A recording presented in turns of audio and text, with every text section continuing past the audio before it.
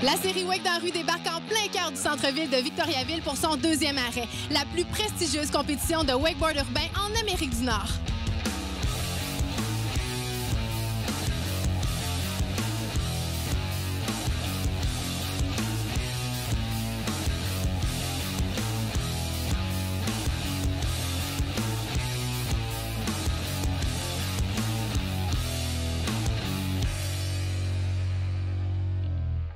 Cette année, on a eu la chance de travailler avec Raph de Rome et Red Bull pour la construction du parcours, ce qui a donné un résultat assez intéressant.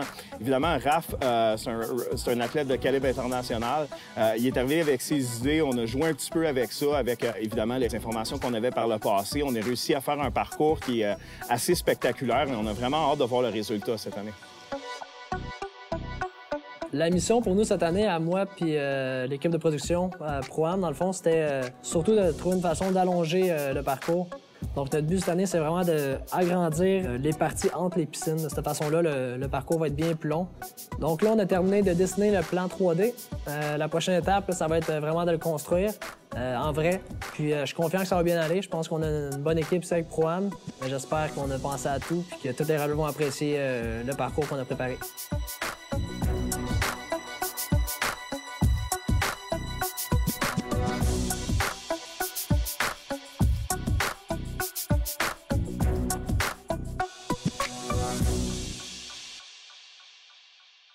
En apportant Raph dans l'équation, c'est le top en ce moment en rail. On s'est dit, OK, Raph, essaie de ralentir un peu. Finalement, non, ça prend un mur, le fameux wall.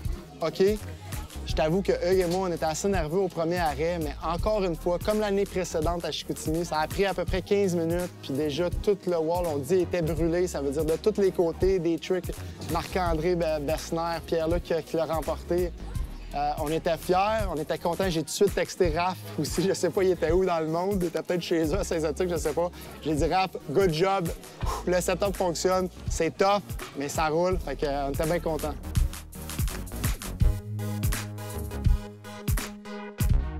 Cette semaine, on vous fait encore rêver en vous présentant des images de la Thaïlande. On s'est rendu sur un site appelé Wake-A-Lot, un complexe de wakeboard, wakeskate et wakesurf. C'est une entreprise familiale qui offre aussi plusieurs autres activités sur le site. 2 des 3 frères Bredas étaient sur place. Ils sont d'origine suédoise, ils sont bien connus du milieu et ils nous donnent accès à leur séjour sur le site. Vous allez voir, les couchers de soleil sont absolument magnifiques.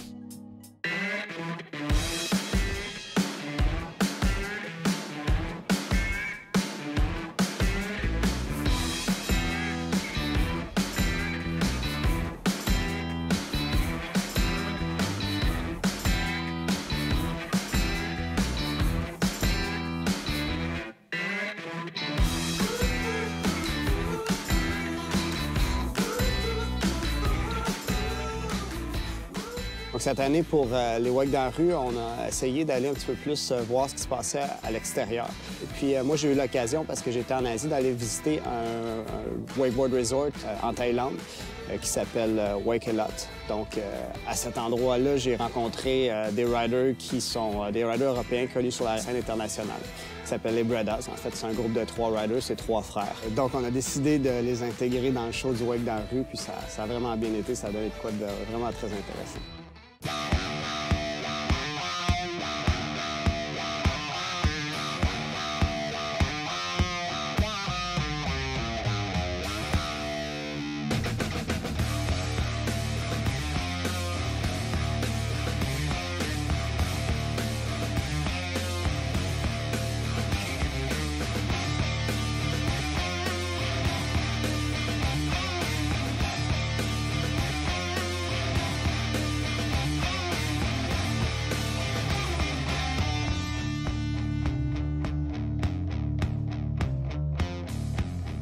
So Bredas is a team of 3 brothers, me, Benjamin and Jeremiah. We started 1 year ago now. And basically it's just like we got together and started as a team, like wakeboarding together and push each other in different ways. Every day gets a little bit better. I'll go my way, it tastes a bit sweeter. Yes, I'm on a roll. Yeah, man, I'm on fire. I have been to Thailand 6 times, I think, and Matt and Jeremy are probably a little bit less than that. And we've been to Wake a lot, this wakeboard camp. The reason why we go there is basically because it's so relaxed. It's like, for us, it's almost like a second home. It's very similar to our place at home. Wake a lot to me is pretty much like a second home now. First year we maybe were here for 1 month, and then next year 2 months, and now I'm staying here for 6 months. Yes, I'm on the road. Yeah, man, I'm on fire. I'm feeling lucky today. The thing is, like, people don't really see us as individuals. They don't care who we are. They just see us as a team of 3 brothers. Like, if one of us get on the podium, it's all of us. That's actually like the coolest thing about Bredas. It tastes a bit sweeter. Yes, I'm on the road. Benjamin is a special rider. When he really sets his mind into a trick, it's like nothing's gonna stop him until he lands it. I can't really imagine myself doing that trick that he's doing. Matt is a pretty easy guy, I would say. His wakeboarding, like, he's extremely technical. He knows probably the most trick on a kicker than all of us. He's a really good rider. He's really dedicated to what he do. He takes the Bredas thing really serious. We all do, and it's really good. Yeah, it just feels like, I don't know, I think we're doing something good. And it makes me feel good.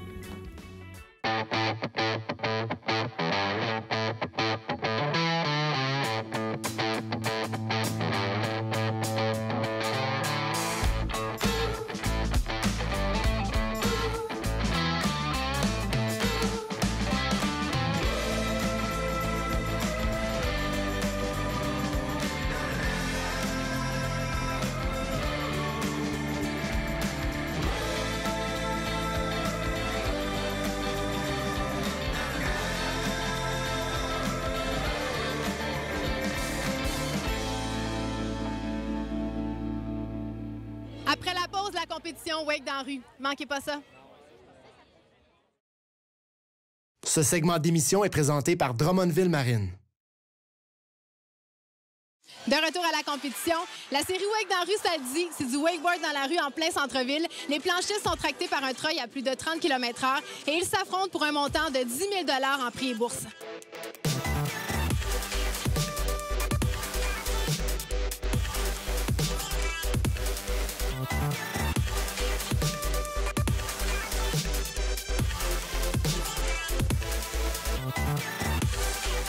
La période de qualification est maintenant terminée ici à Victoriaville. On a retenu les 8 meilleurs planchistes qui avancent en semi-finale et qui accompagnent notre maillot bleu, Benjamin Leclerc.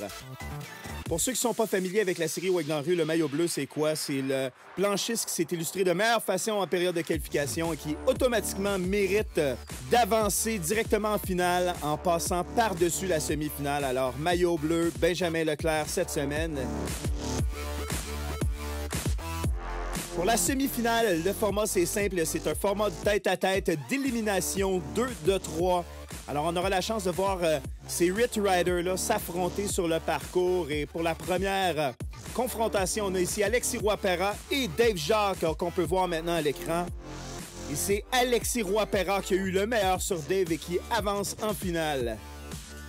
Par la suite, Nick Marcoux, local de Victoriaville, avec un beau truc sur le haut du mur.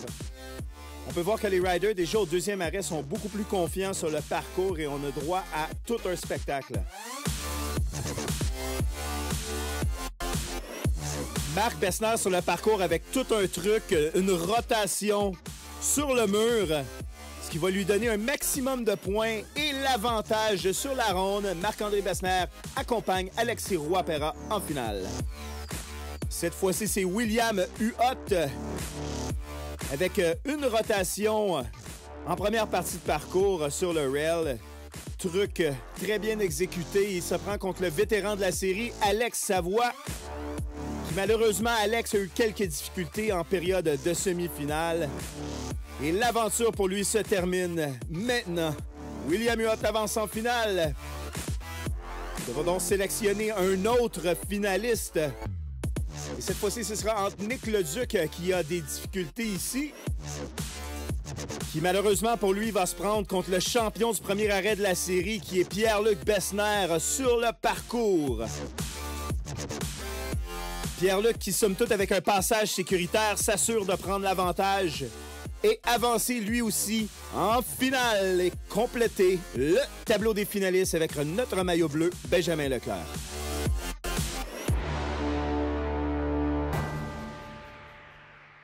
Raphaël Derome, professionnel en wakeboard, passe plusieurs mois à l'extérieur du pays pour s'entraîner et pour participer à plusieurs compétitions. Mais son terrain de jeu idéal, c'est celui chez lui à Saint-Zotique. Cet endroit lui permet de construire des modules uniques pour faire progresser le sport.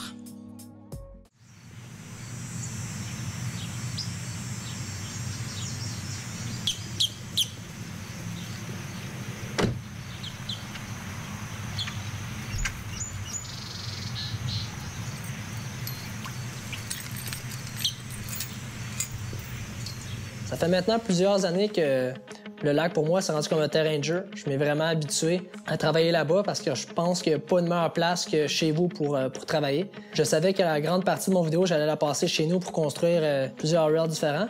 Puis j'ai pris avantage du setup que j'avais chez nous. J'ai beaucoup de ressources, j'ai beaucoup d'amis, j'ai mon père qui m'aide beaucoup aussi là-bas.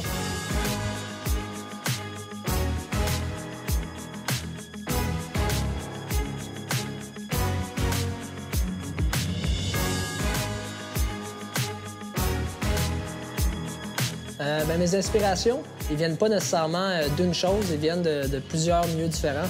Donc c'est dur pour moi de dire seulement une chose qui m'inspire. En gros, je pense que je suis inspiré par vraiment tout ce qui est autour de moi, auquel je peux relier le wakeboard. Dans le fond, quand je peux aller faire du skate avec mes amis, puis je vais essayer un truc qui va me donner une idée, ou des fois, je peux juste me promener dans la rue, puis je vais voir un édifice qui est fait d'une certaine manière, qui va me donner des idées pour le construire sur l'eau. Ça peut être aussi beaucoup de snowboard. Je peux voir du monde qui font du snow, puis je vais prendre les idées de ces gars-là. Eux autres vont faire un certain setup sur la neige, puis avec cette idée-là, bien, moi, je vais trouver une manière de le faire fonctionner sur l'eau en changeant un peu le setup pour l'adapter.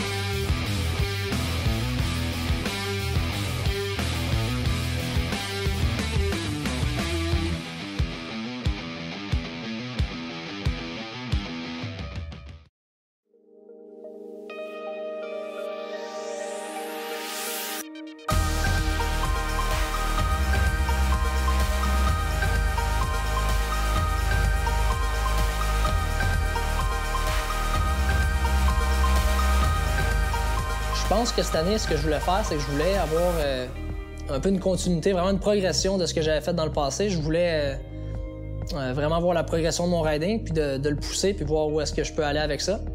Dans notre dernière vidéo, j'avais fait une line. Je pense que le monde avait vraiment aimé ça, puis c'était quelque chose qui était quand même relativement nouveau. La difficulté là-dedans, c'est vraiment de faire un truc, de bien réussir, puis de tout de suite s'enligner, puis de faire le deuxième truc. Puis ce qui est dur, c'est que si tu manges le dernier truc, bien, le premier puis le deuxième, ils comptent plus. Fait que c'est vraiment de réussir à faire tous les trucs que tu veux faire dans la même séquence, de bien les faire dans le fond.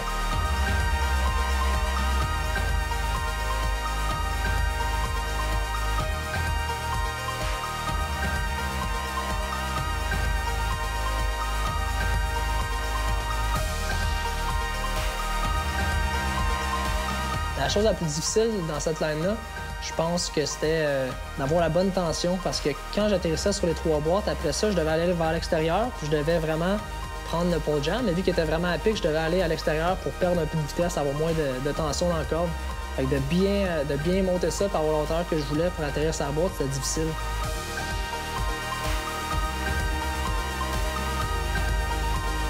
Puis après ça, une fois que j'avais eu ça, bien là, il fallait vraiment que j'aie mon dernier truc qui n'était pas facile à faire. C'est vraiment ça, de bien les enchaîner. C'était vraiment ça la difficulté.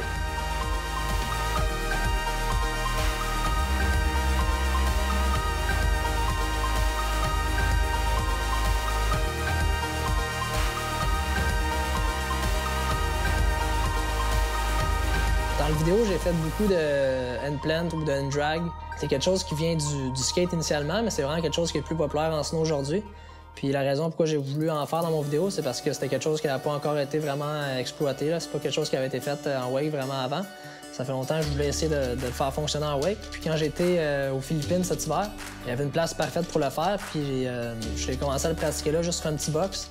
Je passais à côté du rail, je mettais la main dessus. C'était juste pour avoir un petit feeling. Puis après ça, je l'ai essayé aussi sur il y avait comme un petit pole jam où il y avait une drop. C'était parfait pour l'essayer. Fait que j'ai eu la chance là-bas aux Philippines d'explorer ça, d'essayer. Puis ça m'a vraiment ouvert les yeux.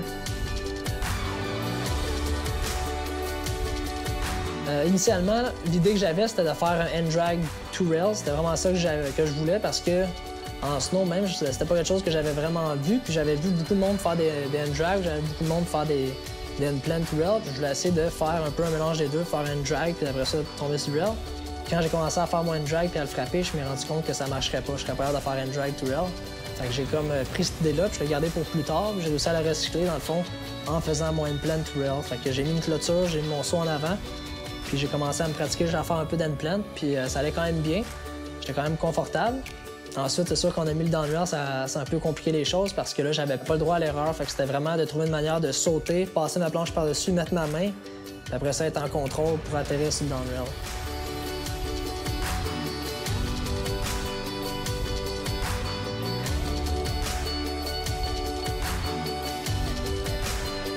En gros, ce qui était difficile avec ce rail-là, c'est que c'était beaucoup de choses à penser. C'était beaucoup de choses qui se passaient dans un délai peut-être de 5-6 secondes. Il fallait vraiment que, après mon tournant, je reste vers la gauche pour avoir une tension idéale. Je sautais sur le kicker. Avec mon board passe par-dessus, je mette ma main, je me repousse, que j'atterris. Puis là, j'essaie de grabber mon board dans les airs. Il fallait que je sois capable de garder mon backflip au complet, faire le rail au complet. Fait que c'était vraiment là, beaucoup de choses qui se passaient en 5-6 secondes. Fait que c'était beaucoup de travail puis c'était beaucoup d'acharnement pour réussir à avoir la shot.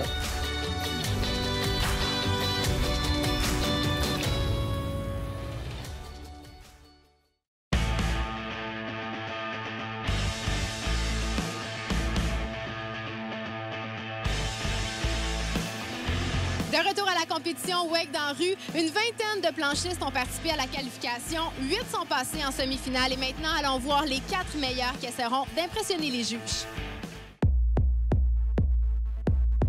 Alors oui, nous allons maintenant rejoindre les 4 semi-finalistes de cet arrêt à Victoriaville qui accompagne Benjamin Leclerc, notre maillot bleu. C'est un retour pour Benjamin Leclerc, son premier arrêt de la saison ici même à Victoriaville. Benjamin qui a voyagé beaucoup au cours de l'hiver passé. Et on va voir si ce sera un retour en force pour lui cette semaine. Ce qui est intéressant avec la série Wake dans la rue, c'est que les formats diffèrent tout au long de la journée. Alors, de la qualification à la semi-finale à la finale, les formats sont complètement différents. Et on garde le plus excitant pour la fin, ici, la finale, avec un format Best Trick, meilleur truc, où pendant une période de 15 minutes, on veut voir les meilleurs trucs de la journée. Déjà, le deuxième arrêt de la série, on peut voir que les planchers sont beaucoup plus confortables sur le parcours. Un parcours de niveau professionnel qui a été dessiné par nul autre que Raphaël Dorum. On peut voir ici, justement, Pierre-Luc Bessner avec des rotations des deux côtés de parcours. Alors, en début de parcours et en fin de parcours. Et quand je vous dis que la finale, c'est le spectacle, ou en fait la partie de compétition la plus spectaculaire, on en a la preuve ici avec toute une chute de William Huot. Alors, quand je vous dis qu'on essaie les meilleurs trucs, on donne tout ce qu'on a. Évidemment, c'est un format qui est un petit peu moins suicide que la semi-finale. Alors, on peut prendre des chances et on veut voir vraiment des gros trucs comme celui-ci. Benjamin Leclerc ici sur le parcours de notre maillot bleu. Alors, Benjamin qui a réussi à son premier arrêt de la série, malgré tout, à se placer automatiquement en finale avec le maillot bleu. Alors, c'est maintenant qu'on va voir si tout l'entraînement de Benjamin Leclerc aura porté fruit. Et à ce qu'on peut voir ici, il s'élance avec des superbes trucs, du gros style pour Benjamin Leclerc.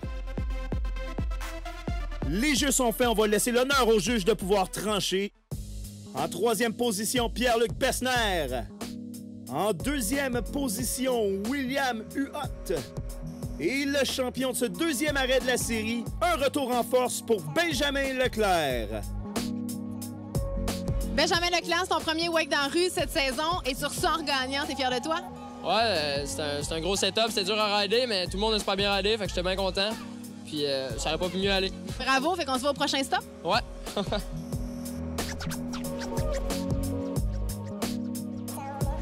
Alors, c'est ce qui met fin à l'émission. Merci d'avoir été à l'écoute. On se retrouve la semaine prochaine pour le 3e arrêt de la série Wake dans la rue.